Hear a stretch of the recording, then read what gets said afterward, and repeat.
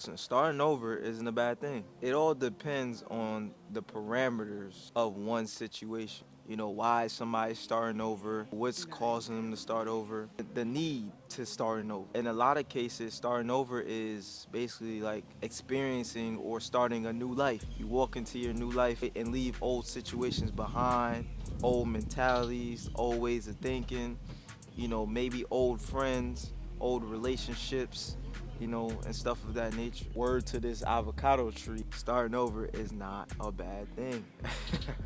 And just because you cut a tree does not mean you are killing it.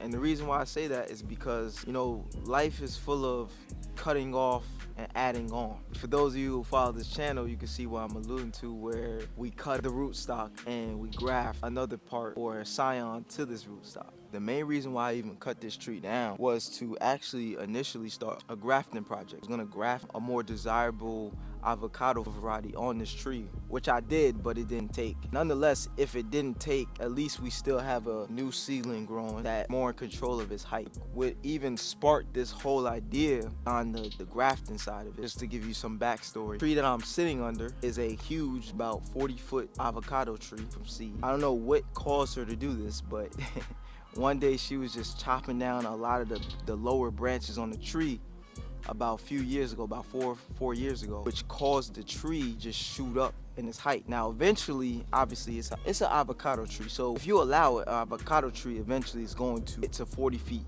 tall, you know what I'm saying, eventually. But she basically, by her cutting all the lower branches, that just only catapulted the growth, and it got to the point where we need at least like a 20-foot ladder just to grab the fruit off of it. And the thing about avocados, if you don't know, avocados don't necessarily ripen on the tree. They will stay on the tree as long as possible until like the wind blows it off, or if you go pick them. That's the good thing about avocados, so you can milk it as long as possible because they don't necessarily ripen until you take them off the tree. My mom was very livid. She was like very mad that I cut this tree. She thought I killed it. Two, she thinks she will have to wait another 10 years for it to bear fruit, but that's not necessarily how trees work. I was telling her, either way, if I didn't cut the tree, you still don't know if it's going to fruit or how consistent it's going to be because it's from seed. And two, at least if I try to graft it, you'll know exactly what you're getting and the consistency of this tree. This tree that I'm sitting under, it's actually a very good variety. It's from seed too, like a Haas type of variety. It's not really on the creamy side.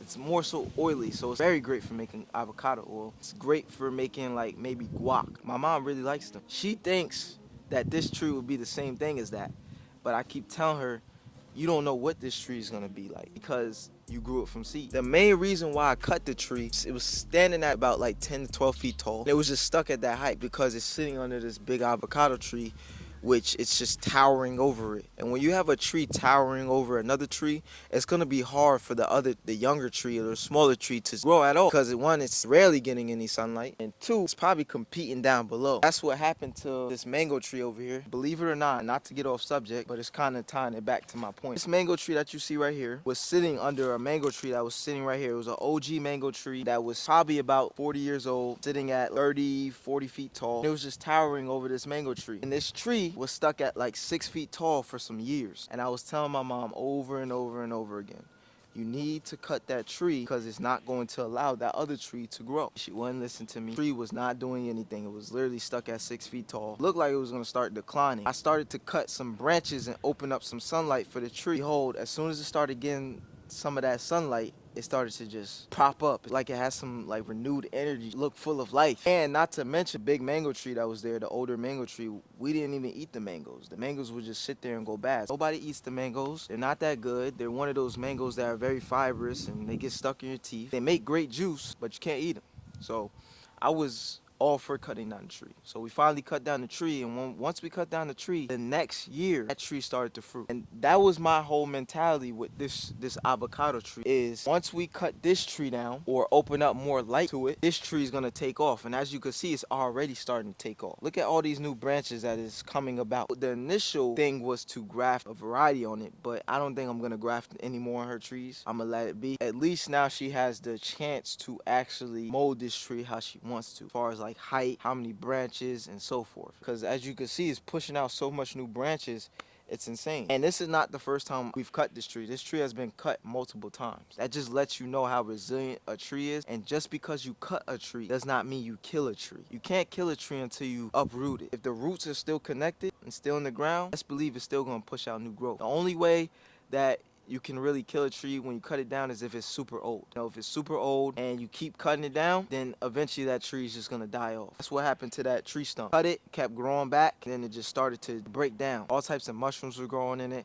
ants started growing in it, and I'm pretty sure they had a whole colony just digging up and doing whatever they do inside of it, and it was really just breaking down the tree. So us uprooting it, cherry on the top. You really can't kill a tree. You just reset it, cause it to start over, and that's okay. Hey, that's in life in general. It's okay to start over. Doesn't mean it's the end of your life. You're restarting a new one. The end is a start. I deal with trees a lot. You know, every time you cut down a tree, you know, it's not really hurting it. It's just encouraging it to go into survival mode and push out new growth. You know, push out new branches. Unless the tree is diseased or super old. It's just encouraging new life at the end of the day. And same thing with you. Don't be afraid to start over. That only means new beginnings. Also, starting over doesn't mean as soon as you hit some adversity, just start over automatically. No, you have to go through that adversity. You know, you need adversity to grow. You need adversity to learn. Within that experience of growing, that uncomfortableness of growing and learning and etc., if life calls you to start over, then that's when you start over. But you're still dealing with that adversity so that you can then grow. So again, neighbors, not gonna kill a tree by just cutting it down. You're only going to encourage it to restart over, to regrow again. Starting over is not a bad thing. 9 times out of 10, you're killing your old self so that you could grow into your new self, who God has intended you to be. Do your neighborhood due diligence, man. Get this episode a like. Make sure to comment neighborhood in the comments below, as well as follow me on my socials at neighborhoodnature_. Make sure to go hit that link at nhgrowers.com. Go check out what your favorite neighbor has to offer. We got a growing collection of fruit-bearing trees that we grow from seed, that we graft, seeds, and seasonal herb for your healing journey or to start your food forest. You already know the neighborhood mainstay motto, which is grow your own / support true righteous local growers like myself, or continue to rely on a broken system to supply you their own. We all know what their own comes with. Peace, love, light. Much energy to you and yours. It's your favorite neighbor. See you on the next one. Yeah, dig?